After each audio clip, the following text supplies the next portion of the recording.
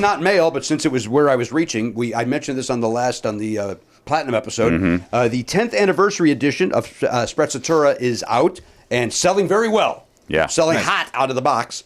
And here's why. Because I know a lot of people already have it, but here's why this baby is selling hot. Take a look at that yellow splattered vinyl. Whoa. Beautiful. That's really cool. That is beautiful. Take a look at that. Beautiful. I like vinyl. it with the red sticker in the middle. It looks really cool. And then take a look. And then there's the AST logo right there on that side. Wow. Yeah, it's beautiful. So these are available, and you can get them signed or unsigned, depending on what you want. It's your choice. Is it fair to say, Jimmy, every one of them is unique? Every one of the splatter is different on each one. There's no question about that. I don't know why someone wouldn't want it signed. I believe it right now. The orders are 95 to 5 signed. Signed, yeah. Which is great because that's exciting, but it's also going to give me carpal tunnel. I know. I mean, maybe that 5% figures they're going to see you sometime in the near future. They're going to bring it with them, and they're going to have you personalize it to them. To that point, dig this. I'm in Cedar Rapids, as I mentioned. One young man, and I apologize, I forget the name. I met a lot of people. He ordered my tour posters online, which I do sell at the shows. Yeah. But he ordered them online, and he ordered them signed online. And then he said, "Will you sign them again?" I said, "What do you? They're already signed." And he goes, "Right, but I'm going to have the rare double signed poster." Oh, I'm like, okay, fair enough. Weird. So I signed it again for the young man. Okay. Why not? so weird. Why not? Why not? I'm a nice person. Yep. More than happy to do it. What did you write? Why am I doing this again? I wrote, "Move along." Like I knew Should you have would. just traced over the original signature. Oh my God! That's the story of. Do you remember? You remember the Dukes of Hazzard? Sure. The gentleman Sorrel Book, who played Boss Hogg. Yeah. I waited in line to meet him at a car show in Chicago because I must meet celebrities at the car shows, and I met him and John Schneider. Is that his name? John Schneider. Yep. All right. So you meet John. My dad. I'm sure I told the story on the show before. Yeah. My dad would only let me buy one photograph of these working actors, and but to me they were famous. Yeah. Well, they were famous. They were. They were, and so John Schneider, when I waited in line to meet him, he signed the back of the Sorrel Book photo, but his handler, who is literally an inch from him, says, "What's your name?" And I go, "Oh, I'm Jim," and he wrote "To Jim," and then passed the thing down, and John Schneider just signs his name, and then you keep moving. John Schneider can't be bothered to write to whoever it is who waited in line. Wow. So, but wait, can we back up 1 second? Yes. Are you telling me you were allowed to get one photo and you got Boss Hogg and not John I Schneider. want to say it was a financial thing that Oh, I it was believe cheaper. maybe the John Schneider was more expensive. that makes sense. That's my guess. Yeah. Was Miss What's Her Face there? No, but very Daisy quickly. Duke? Okay. So Sorrel Book, his photo came with the, it was a copy, and the autograph was already there. All the best, Sorrel Book. And I said, "Hey, can you sign this?" And he's like, "I already signed it." I go, "Yeah, but that's a mimeograph. I collect autographs. Can you please sign it?"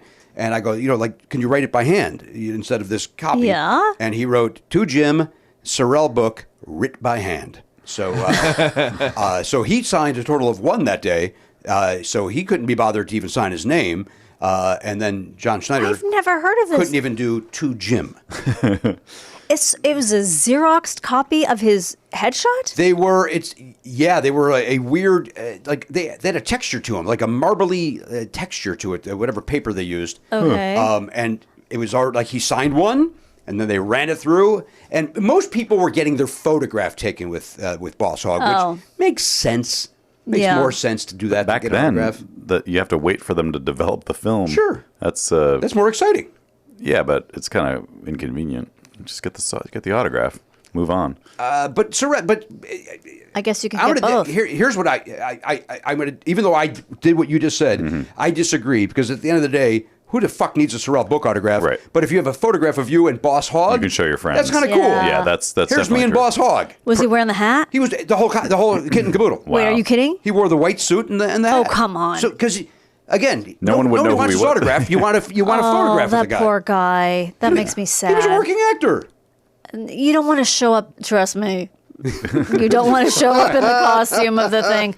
But this reminds me of, I'm sure I've told you this before, Jimmy, but one year we got to go to the Rose Parade. My dad, he wasn't in the Rose Parade, but for some reason we got special tickets or VIP something, VIP yeah. seats. And Hervé Villachez was there, and he was just handing out his autograph on like a business card, pre-signed, just like not making eye contact, just handing them out to us. Wow, So weird. That is weird. I mean, he probably couldn't make eye contact, but Honey. what? He's tiny. He's a tiny man. He's teeny of the tiny. But you were tiny. You were a kid. Yeah, That's true. Yeah, that's Do true. you think you could have wrestled him? No. For the right price. Yes, Thank you. absolutely. Thank you for acknowledging that you can be bought. I'm so sorry for Sorrel Book. Why are you sorry? He doesn't want to show up in his costume. He apparently he did. He didn't want to. He just had to make the bucks. He had to, yeah. And then, so were those the only two from the show there? No Barbara, whatever her name was? No, those were the two from that. And then there was Robert Hedges and Lawrence Hilton Jacobs from Welcome Back, Kotter.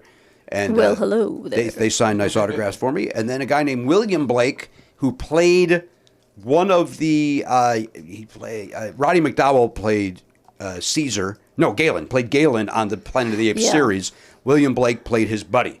Well, that must have been very exciting for you. Very exciting. That's the one where in that book there's a photo. I'm in the photograph of that guy, and then Planet of Apes was so big that they went out and did public personal appearances. And there's a line of kids waiting to meet him, and I'm one of the kids. Oh my God, that's crazy. Yeah, in the park. It's really Have cool. I ever seen this? Yeah, I showed it to you. Oh, that's Yeah, cute. it's really cool.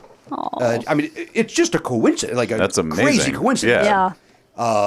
It's probably like the only photograph of that. Yeah. Right. And that was another one, by the way, where I asked for his autograph, and he's like, don't you want a photo? And we didn't bring a camera because we were at a car show. Yeah. And so, no, but in reality, yes, of course you want the photograph with the guy from Planet of the Apes. Now, were they? Oh, they were in full. Oh, no. No, yeah. They were in full costume? Yeah, you don't want to meet William could've- Blake. But it could have been anybody. It was William Blake. Okay. I'll go to All my right. grave. Sure. I'm just saying it could have been the then- guy who was working the popcorn stand. Yeah, put this fucking mask on. Yeah. I may or may not have told the story before, but William Blake, so he played Galen's buddy on the show, and he is the one that went out and did the personal appearances, along with the woman that played the Zara version of the television show. Okay. Years later, let's call it, let's say that's late 70s, in 2001, I'm mounting my one-man show, Attention Must Be Paid, and a straitjacket needed to be rented for the show, and there is a prop house in North Hollywood, and the gentleman there is William, and he greets me, and I said, he said, here's my card, and it was William Blake. I go, oh, William Blake, that's interesting. A guy was in Planet of the Apes, the TV, and he looked, he goes, what?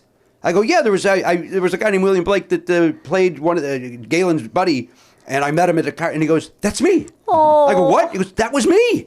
That's and he then, I said, when I return this, I'm going to bring the book. So he signed the book, the picture of him in the book. He signed it.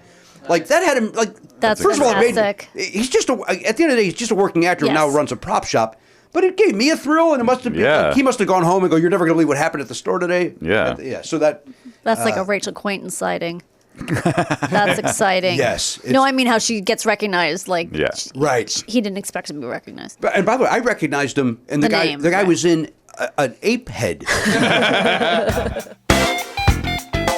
To hear the whole conversation, subscribe for free on Apple Podcasts or wherever you get your podcasts, or visit nevernotfunny.com.